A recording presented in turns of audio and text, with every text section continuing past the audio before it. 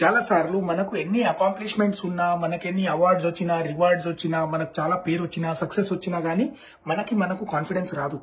మనకేమనిపిస్తుంది అంటే ఇదంతా లక్ వల్ల వచ్చింది, నేను ఒక ఫ్రాడ్ని, ఎవరైనా కనిపెట్టేస్తే ఎట్లా అని ఒక ఫీలింగ్ వస్తుంది. దాన్నే ఇంపోస్టర్ సిండ్రోమ్ అంటారు. అంటే మన లైఫ్ లో మనకు వచ్చిన సక్సెస్ కి, మనకు వచ్చిన అచీవ్మెంట్స్ కి క్రెడిట్ మనం దేనికి ఇస్తాము?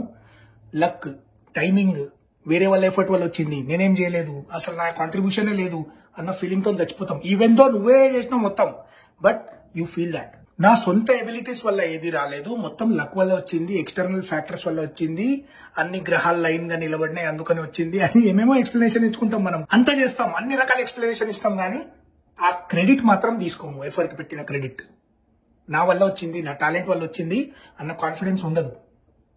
దాన్నే ఇంపోస్టర్ సిండ్రోమ్ అంటారనమాట. If you already subscribe to my channel, thank you very much. చేయలేకపోతే ఇప్పుడు చేయండి. మారియో పుజో అని writer, the writer of the Godfather. Godfather అనేది one of the greatest novels in English language. దాన్ని the Godfather movie తీసిండ్రు అనమాట. ఆ movie blockbuster, one of the mothership movies అన్నట్టు. అన్ని mafia movies ఎక్కడెక్కడైతే world లో తీసిండ్రు first దాని నుంచే కాపీ చేస్తారు, లేకపోతే ఒక్క సీన్ అయినా కాపీ కొడతారు, ఒక కాన్సెప్ట్ అయినా కాపీ కొడతారు అనమాట. That is like the first primary mafia film, the greatest mafia film of all time. Mario Puzo novel రాసినప్పుడు ఏదో రాసినా అన్నాడు. అది బ్లాక్ బస్టర్, బెస్ట్ సెల్లర్ అయింది. బుక్ బెస్ట్ సెల్లర్ అయినప్పటికీ ఆయన కాన్ఫిడెన్స్ రాలేదు. ఏదో వచ్చింది, లక్ వల్ల వచ్చేసింది, నాకు తెలియదు, ఇక అందరు కనిపెట్టేస్తారు, నాకేం రాదన్నాడు. అట్లా అనుకునే వరకు he got movie deal from Paramount studios. ఆ బుక్ ని స్క్రిప్ట్ ఫార్మాట్ లో కన్వర్ట్ చేసేటప్పుడు ఆయన పడ్డ తాపత్రయం అంతా ఇంత కాదు.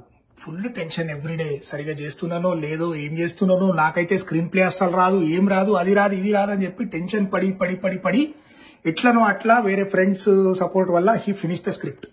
కట్ చేస్తే that movie won so many Oscars. ఈయనకి best adapted screenplay Oscar వచ్చింది. పారామౌంట్ స్టూడియోస్ వాళ్ళు వదలలేదు ఈయనని, కూసో పార్ట్ 2 రాయి అన్నారు. So he wrote part 2. దాంట్లో కూడా అయోమయం గోవిందం. ఏం చేస్తున్నానో నాకు తెలియదు, నాకు అర్థమైతే లేదు. ఫస్ట్ వంది ఎట్లనో ఫ్లూక్ లాటరీలా వెళ్ళిపోయింది, ఇది మాత్రం పక్కా పట్టుబడతా, నేను పక్కా అందరికి తెలిసిపోతే అందరు చూస్తారు నా మీద అని చెప్పి రాసిండు. కట్ చేస్తే దానికి కూడా ఆస్కర్స్, మళ్ళా దానికి కూడా best adapted screenplay Oscar award మారియో పుజోకి. ఈ 2 సినిమాలు సక్సెస్ అయిపోయిన తర్వాత కొంచెం కాన్ఫిడెన్స్ వస్తుందా? రాలేదు, నాకు స్క్రీన్ రైటింగే రాదు అన్న ఫీలింగ్ ఉన్నాడు ఆయన. ఇంకా 2 ఆస్కర్లు గెలిచిన తర్వాత, కొంచెం అక్కడెక్కడ మూవీ డీల్స్ అవి ఇవి వచ్చిన తర్వాత, కొంచెం రిచ్ అయిన తర్వాత అప్పుడు ఆయన అనుకున్నాడు, సరే ఇప్పుడైతే వెళ్ళి నిజంగా స్క్రీన్ రైటింగ్ ఏముంటుందో మనం నేర్చుకుందాం అని చెప్పి ఒక బుక్ షాప్కి వెళ్ళి ఒక బుక్ కొనుక్కున్నాడు స్క్రీన్ రైటింగ్ మీద. ఆ బుక్ తెరిచి చూస్తే ఫస్ట్ చాప్టర్ లో first exercise, go and read Mario Puzo's Godfather 1. అది దీన్ని అంటారు ఇంపోస్టర్ సిండ్రోమ్.